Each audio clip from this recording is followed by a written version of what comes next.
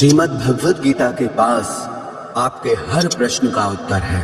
चाहे आपकी कोई भी परेशानी हो, कोई भी इच्छा हो, श्रीमद् भगवद गीता आपके हर प्रश्न का उत्तर देती है, आपकी हर समस्या का हल देती है। चाहे वो परेशानी आपके मन की हो या धन की हो या आपके शरीर की हो या आपके रिश्तों की हो, आपको अपनी हर समस्या का उत्तर श्रीमद् भगवद गीता में जरूर मिलेगा। आज हम उसी श्रीमद् भगवद गीता के ऐसे 11 अनमोल उपदेश आपको बताएंगे जो आपकी पूरी जिंदगी बदल देंगे। बस आप इन बातों को वीडियो के अंत तक ध्यान से सुनिए। जो भी व्यक्ति इस वीडियो को अंत तक सुनेगा, उसे अपनी जिंदगी, उसे अपनी हर परेशानी का हल अवश्य मिलेगा। उसे अपनी जिंदगी में जो कुछ भी चाहिए वो उसे जरूर मिलेगा। श्रीमद् भगवद गीता का सबसे पहला उपदेश यही है कि कोई अगर आपका अपना है या कोई आपसे बड़ा है तो उसका अपने प्रति गलत व्यवहार कभी भी सहन नहीं करना चाहिए। ये गीता का उपदेश हमारी जिंदगी से भी जुड़ा है। हम भी अपने मन की अधिकतर तकलीफों को ये सोचकर जिंदगी भर सहते रहते हैं कि ये तो मेरा अपना है, ये तो मेरा बड़ा है, इसको हम कैसे कुछ कह सकते हैं। हम अगर नहीं सहेंगे, कुछ कह देंगे तो हमारे रिश्ते ही खराब हो जाएंगे, हमारे रिश्ते ही समाप्त हो जाएंगे। पर सोचने की बात यह है कि उस व्यक्ति को आप अपना कैसे मान सकते हैं जो आपकी तकलीफों की वजह हो। अपना तो वो होता है जो हमारी तकलीफों को दूर कर दे। तो गीता का ये उपदेश है कि किसी को भी अपना फायदा मत उठाने दो, किसी को भी खुद पर जुल्म मत करने दो, क्योंकि आप जितना सहेंगे लोग आपको उतना सहने के लिए और मजबूर करेंगे।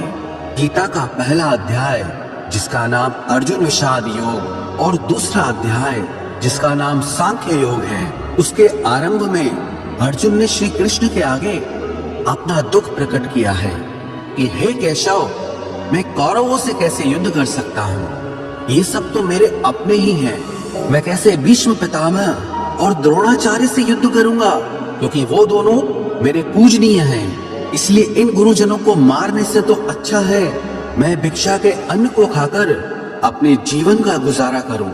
और जिन कौरवों से मैं युद्ध करने जा रहा हूं, वो सब धृतराष्ट्र के पुत्र मेरे भाई ही हैं, मेरे अपने ही हैं। इन सबको मारने से अच्छा है कि मैं सन्यासी बन जाऊं।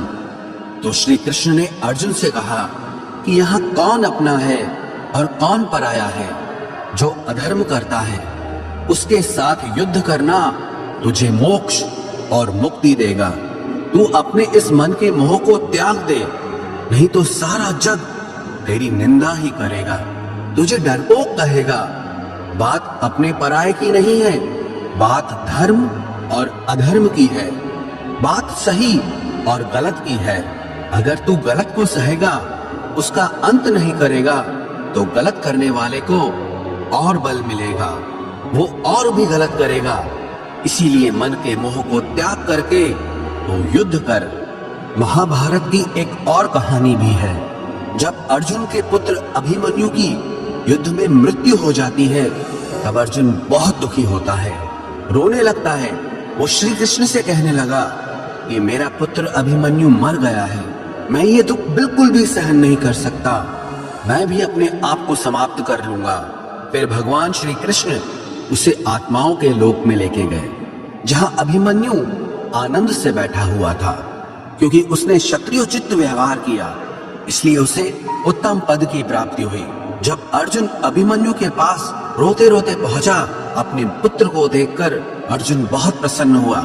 उसे गले से लगाकर कहने लगा कि हे पुत्र, तेरे बिना तो मैं जी ही नहीं सकता, मैंने तो अपने जीवन की आशा का ही त्याग कर दिया है। तो अभिमन्यु कहने लगा कि आप कौन हैं? अर्जुन बोला, मैं तेरा पिता हूँ, तू मेरा पुत्र है अभिमन्यु। तो अभिमन्यु कहने लगा कि कौन पिता कौन पुत्र, मेरे हजारों जन्म हुए हैं, किसी जन्म में आप मेरे पिता बनते हैं और किसी जन्म में मैं आपका पिता बनता हूँ। आत्मा का न कोई माता होता है न कोई पिता होता है। जब अर्जुन ने देखा कि मेरा पुत्र मुझे पहचान भी नहीं रहा, तो उसका सारा मोह खत्म हो गया। इसलिए गीता के इस उपदेश को ठीक से समझ लो कि यहाँ कोई अपना पराया नहीं है। जो बुरे वक्त में, तकलीफ के वक्त में हमारा साथ दे, सिर्फ वही हमारा अपना है, बाकी सब पराए हैं। गीता का दूसरा उपदेश यह है कि जो चला गया है कभी उसका दुख मत करो, और जो आने वाला है उसकी बिल्कुल भी चिंता मत करो।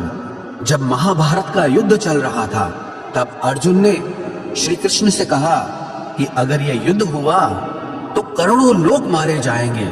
जो सैनिक और योद्धा इस युद्ध में मारे जाएंगे उनकी स्त्रियों का क्या होगा, समाज कैसे आगे बढ़ेगा। और भी बहुत सी बातें अर्जुन ने विस्तार से कही हैं। तो भगवान श्री कृष्ण ने कहा, अशोचा नन्व शोचस्त्वम प्रज्ञावादांश भाषसे गतासून अगतासूश्च नानु शोचंती पंडिताः।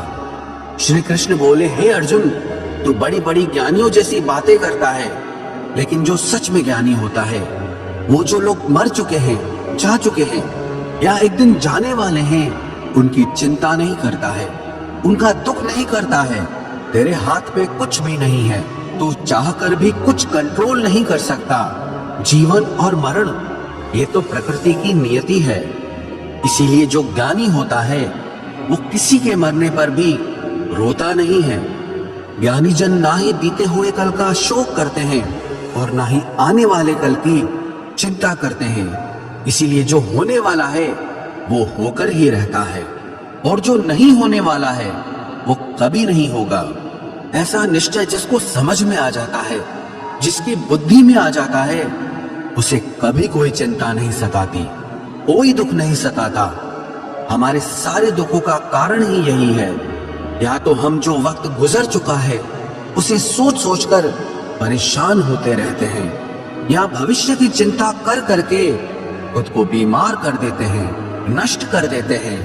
गीता का ज्ञान हमें यही सिखाता है कि ना तो हम बीता हुआ कल बदल सकते हैं और ना ही आने वाले कल पर कंट्रोल कर सकते हैं। हमारे हाथ में सिर्फ वर्तमान है, सिर्फ आज का ही पल है।